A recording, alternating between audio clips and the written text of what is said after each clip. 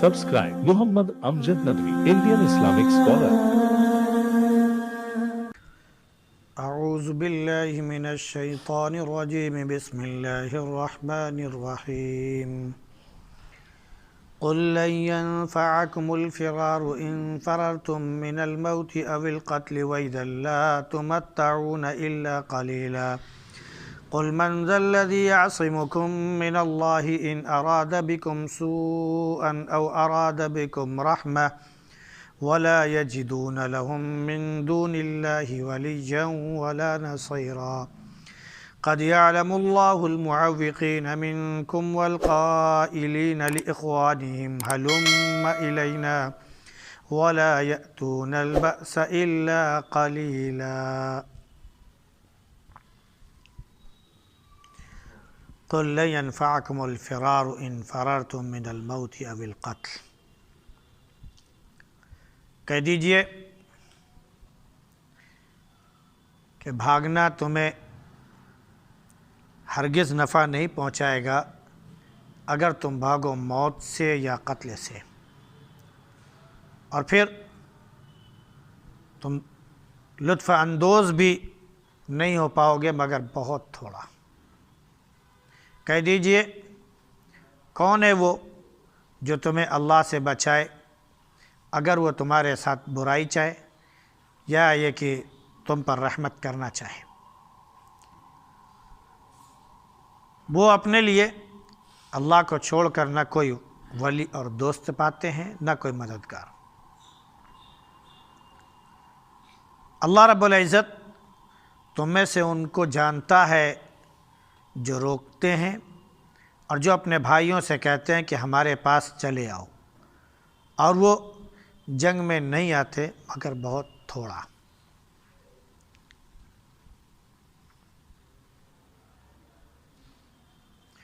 گزشتہ آیتوں میں اس بات کا ذکر تھا کہ جنگ خندق کے موقع پر یہ جو منافقین تھے یا بنو حارثہ اور بنو سلمہ تھے، یہ کہہ کر کہ ہمارے گھر کھلے ہوئے ہیں اور غیر محفوظ ہیں، میدان جنگ سے انہوں نے راہ فرار اختیار کی اور اجازت لے کر اپنے گھروں کو یہ چلے آئے اور وہاں پر سکون سے بیٹھے ہوئے تھے۔ ان کی اس حرکت کا جواب اللہ رب العزت نے اس طرح دیا کہ ان سے کہہ دو کہ اگر ان کے اوپر فوجیں چڑھ آئیں اور وہ حملہ آور ہو جائیں تو ان سے اگر فتنے کے لیے کہا جائے تو اس میں شریک ہو جائیں گے یا نہیں، اور دوسرے یہ کہ اگر کوئی حملہ آور ہو جائے تو پھر یہ اپنے گھروں کی پرواہ نہیں کریں گے، بے دریغ جنگ میں کود پڑیں گے۔ اب کیوں یہ چیز مانے ہو رہی ہے؟ ہاں، ان کو ضرور معلوم ہونا چاہیے کہ اللہ رب العزت سے عہد کر رکھا اس سے پہلے، تو اس سے یہ بھاگے نا، یہی عہد تھا، اور عہد کے بعد بھاگ رہے ہیں تو اللہ رب العزت ان سے پوچھے گا اس عہد کے بارے میں۔ ایک طرف تو جب انہوں نے راہ فرار اختیار کی، منافقین نے، یہودیوں نے یا بنو سلمہ اور بنو حارثہ نے، تو ان کو نبی کریم صلی اللہ علیہ وسلم نے اجازت بھی دے دی کہ جاؤ، تمہارے گھر محفوظ نہیں ہے تو جاؤ تم اپنے گھر کی حفاظت کرو۔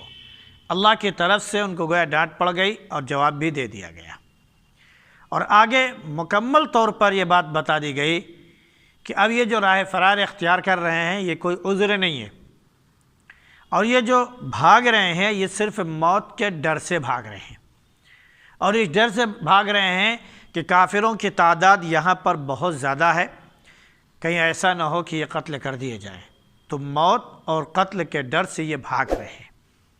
اللہ نے فرمایا کہ کہہ دو جو لوگ موت اور قتل کے ڈر سے بھاگ رہے ہیں ان کا یہ بھاگنا موت سے بچا نہیں پائے گا، وہ کہیں بھی رہیں گے موت ان کو آ کر پکڑے گی۔ اینما تکونوا یدرککم الموت ولو کنتم فی بروج مشیدہ، کہ تم جہاں بھی رہو موت تمہیں آ کر پکڑے گی، اور چاہے تم بڑے سے بڑے مضبوط قلعے کے اندر بھی موجود ہو تب بھی تمہیں موت آ کر رہے گی۔ اگر موت نہ آتی انسان کے بھاگنے سے، بڑے بڑے قلعوں میں چھپ جانے سے، تو شاید قوم عاد، قوم سمود وغیرہ آج تک شاید زندہ رہتے۔ انہوں نے جو گھر بنائے تھے یہ پہاڑوں کو تراش کر بنائے تھے۔ آج لوگ گھر بناتے ہیں پہاڑوں پر بناتے ہیں، پہاڑوں کو کاٹ کر اس پر پلر وغیرہ اٹھا کر وہ گھر اپنے بناتے ہیں اور تعمیر کرتے ہیں۔ وہ پہاڑوں کو کاٹ کر اندر ہی پورا گھر بناتے تھے، پوری چٹان پوری کھڑی ہوتی تھی، اسی کو کاٹ کر اسی میں گھر بنا لیتے تھے، اور ایسا خوبصورت گھر بناتے تھے، ایسا قلعہ بناتے تھے کہ کسی دوسرے کو اس میں داخل ہونے کے لیے راستہ ہی نہیں ملتا تھا۔ یعنی ان کے گیٹ، ان کے دروازے ایسے ہوتے تھے کہ بس وہ ذرا سے اشارے سے ان کا جو بھی تھا بٹن وغیرہ کا وہ ہلکا سا اشارہ کرتے گھڑگھڑاہٹ کے ساتھ پورا دروازہ کھل جاتا اور بند کر دیتے، تو باہر سے پتہ ہی نہیں لگ سکتا تھا کہ یہاں پر دروازہ ہے یا دیوار ہے۔ وہ لوگ یہ کہا کرتے تھے کہ ہم نے ایسے دروازے بنائے ہیں کہ ہمارے سوا کسی کو نہیں معلوم کہ وہاں سے کون داخل ہو سکتا ہے، تو موت ہمارے پاس کیسے آئے گی؟ اور موت ان کو ان کے گھروں میں ہی آئی۔ تو جب وہ لوگ نہیں بچ سکے بڑے بڑے قلعوں میں محفوظ ہو کر، تو یہ کہاں سے بچ پائیں گے؟ تو بہرحال جس کو جس سے موت آنی ہے، اگر اس کا مقدر لکھا ہوا ہے کہ وہ قتل ہوگا تو قتل ہوگا، خواہ کسی بھی بہانے سے ہو، چاہے وہ چوری کر لے تو، چاہے وہ بدکاری کر لے تو، چاہے وہ کسی کو قتل کر دے تو، چاہے وہ کسی وجہ سے مجبور ہو کر کسی گاڑی کے سامنے آ کر اپنے آپ کو کچلوا ڈالے تو، وغیرہ وغیرہ۔ جس طرح جس کی موت لکھی ہوئی ہے وہ ویسے ہی آ کر رہے گی، اسے کوئی روک نہیں سکتا ہے۔ لہذا ان کا بھاگنا بیکار اور بے سود ہے، اور بھاگ کر یہاں سے جو جا رہے ہیں یہ کتنے دن فائدہ اٹھائیں گے؟ چند دن زندہ رہیں گے، چند دن عیش و عشرت کی زندگی بسر کر لیں گے، چند دن تھوڑا سا مزے اٹھا لیں گے دنیا کے، اس کے بعد پھر کیا؟ پھر وہی موت آئے گی۔ تو بہرحال موت کا وقت متعین ہے، تو موت سے ڈر رہے ہیں تو موت سے تو بھاگنا بیکار ہے، وہ آ کر رہے گی۔ ہاں، صحابہ کرام رضی اللہ تعالیٰ علیہم اجمعین جن کو موت کا ڈر نہیں تھا، جب ان کو کوئی ڈراتا تو ان کا ایمان اور بھی پختہ ہو جاتا، اور جنگ لڑتے ہوئے صحابہ نے بہت سے تو پوری زندگی گزار دی، اور میدان جنگ میں ایسے بے دھڑک لڑتے تھے کہ جدھر جاتے تھے کشتوں کے پشت لگا دیتے تھے، جدھر جاتے تھے پورا میدان صاف کر دیتے تھے، لیکن موت ان کو بستر پر آئی۔ جن میں سے خالد بن ولید رضی اللہ عنہ جو بڑے سپہ سالار تھے کفر کے زمانے میں بھی، اور بڑے سپہ سالار تھے اسلام کے زمانے میں بھی۔ اللہ رب العزت نے ان کو اللہ کے نبی صلی اللہ علیہ وسلم کے واسطے سے گئے کہ سیف اللہ کا خطاب دیا تھا، اللہ کی تلوار۔ تو وہ کبھی جنگ نہیں ہارے اور ہمیشہ آگے رہے، قیادت کی انہوں نے، لیکن آخر میں جب موت آئی تو بستر پر آئی اور رو رہے تھے۔ کہا جس شہادت کی تمنا میں ساری زندگی ہم نے گزار دی، وہاں پر ہمیں موت نہیں آئی، اور موت آج ہمیں آ رہی ہے بستر پر۔ کہا کہ اگر موت صرف بھاگنے سے یا یہ کہ میدان میں جنگ میں جانے سے وہیں آ جاتی تو آج میں ایڑیا رگڑ کر یہاں پر بستر پر نہ مر رہا ہوتا، مجھے موت یہاں پر نہ آ رہی ہوتی، میں میدان جنگ میں شہید ہو چکا ہوتا۔ تو معلوم یہ ہوا کہ موت کس سے آئے گی، کب آئے گی، کوئی بھروسہ نہیں۔ پھر اگر جو لوگ بھاگ رہے ہیں ان کو دوبارہ خطاب کیا جا رہا ہے، ذرا بتاؤ اللہ سے تم کو کون بچا پائے گا اگر تم نے بھاگنے کی کوشش کی، اور اللہ رب العزت تمہارے اس بھاگنے کو ناکام کر دے اور تمہارے ساتھ وہ برائی کا ارادہ کر لے، تو ہے کوئی جو تمہیں بچا سکے؟ اللہ رب العزت دونوں طرح سے، اگر وہ آپ کے ساتھ بھلائی کرنا چاہتا ہے، رحمت کا معاملہ کرنا چاہتا ہے، آپ کے اوپر اپنی مہربانی کرنا چاہتا ہے، تو دنیا کی کوئی طاقت نہیں جو اللہ کی مہربانیوں سے روک سکے۔ وہ آپ کے اوپر ہو کر رہیں گی، وہ انعامات کی بارش آپ کے اوپر ہو کر رہے گی، چاہے ساری دنیا ایک طرف ہو جائے۔ حضرت موسیٰ علیہ السلام کی مثال ہمارے سامنے موجود ہے، انبیاء علیہ السلام کی مثال ہمارے سامنے موجود ہے کہ اللہ رب العزت کیسے کیسے بچاتا ہے۔ موسیٰ علیہ السلام کہ جب پیدائش کا وقت آیا تو لوگوں نے یہی بتایا، وہاں کے نجومیوں نے، کائنوں نے، کہ ایک بچہ پیدا ہونے والا ہے بنی اسرائیل میں، وہ آپ کا تخت و تاج الٹ دے گا۔ تو فرعون نے کہا اچھا، جتنے بچے پیدا ہوں سب کو قتل کر دو، بچیاں زندہ رہیں اور بچے قتل کر دو۔ نوبت یہاں تک آ گئی کہ اب کوئی ان کا غلام نہیں تھا، کام کرنے والا نہیں تھا۔ عورتیں اور بچیاں کب تک کام کرتی، کہاں کرتی؟ یہ تھا کہ اگر سارے بچے ختم ہوتے رہیں گے تو ایک دن یہ نسل ختم ہو جائے گی، آخر ہماری خدمت پھر کون کرے گا؟ تو اس نے کہا ایسا ہے، 1 سال بچے زندہ رکھے جائیں اور 1 سال قتل کر دیے جائیں۔ جس سال موسیٰ علیہ السلام کو پیدا ہونا تھا اس سال سب قتل کا والا تھا معاملہ۔ اللہ نے کیسے بچایا موسیٰ علیہ السلام کو؟ بڑی مثالیں اس کی وجہ، یعنی ماں نے ڈر کے مارے ان کو تنور میں پھینک دیا تھا اور اس میں وہ قہقہے لگا رہے تھے، مسکرا رہے تھے، اور اس کے بعد جب فرعون کا ڈر ہوا لے جا کے دریا میں پھینک دیا، ایک صندوق میں بند کر کے، اور سوچیں کہ اب تو اللہ ہی بہتر جانے کیا ہوتا ہے۔ اب سمندر میں وہ باکس جا رہا ہے، اس میں موسیٰ علیہ السلام ہے، فرشتے اس کی حفاظت کر رہے ہیں، فرعون کے دربار میں پہنچتا ہے، نکلتا ہے، وہ دیکھتا ہے تو اس میں ایک ہنستا کھیلتا خوبصورت سا بچہ موجود ہے، اس کو قتل کرنا چاہتا ہے، بیوی روک دیتی ہے، وغیرہ وغیرہ۔ یعنی مختلف موقعوں پر فرعون نے قتل کرنا چاہا، لیکن اللہ رب العزت نے ہر مرتبہ موسیٰ علیہ السلام کی حفاظت فرمائی۔ نوبت یہاں تک آئی کہ بنی اسرائیل جب بھاگ رہے تھے تو وہ دن بھی تھا کہ سب قتل ہو جاتے، اللہ نے اس دن بھی حفاظت کی، اور اس کے بعد انعامات کی جو بارش کی دنیا دیکھتی جانتی ہے۔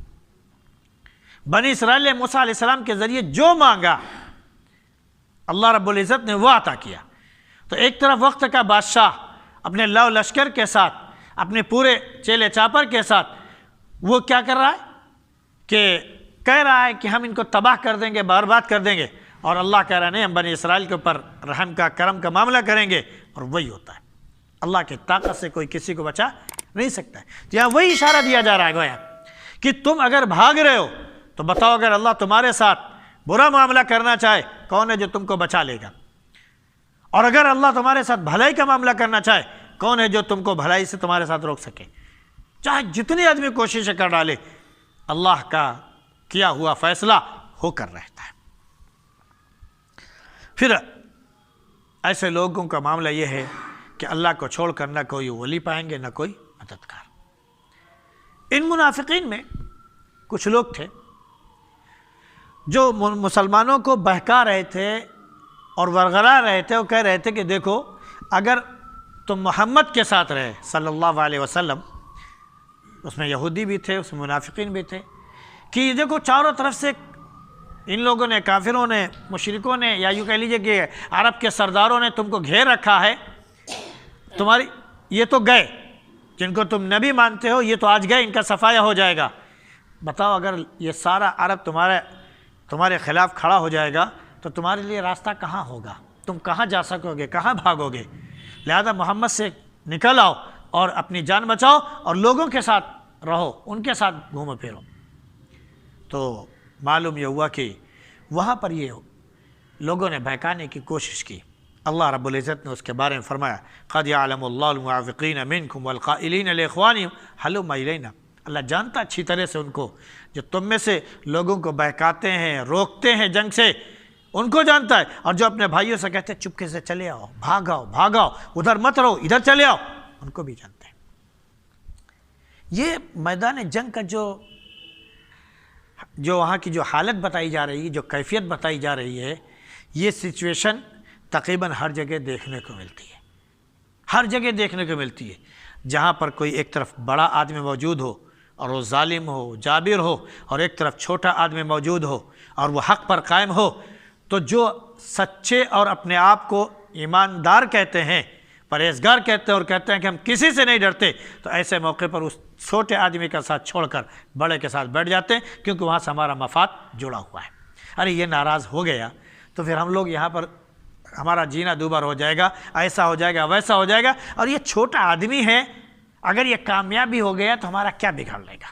وہاں پر اچھائی کے ساتھ چھوڑ کر برائی کے ساتھ اچھے اچھے لوگ لگے جاتے ہیں، ظالم کے پیچھے لوگ کھڑے ہو جاتے ہیں اور یہ سمجھتے ہیں کہ یہی سب سے بڑا خیر خواہ ہے اور اسی سے ذریعے ہماری کامیابی ملے گی، ہم معاشرے میں اپج جائیں گے۔ تو اللہ نے فرمایا کسی کا کچھ نہیں چلتا، جو کچھ ہے میرے ہاتھ میں ہے۔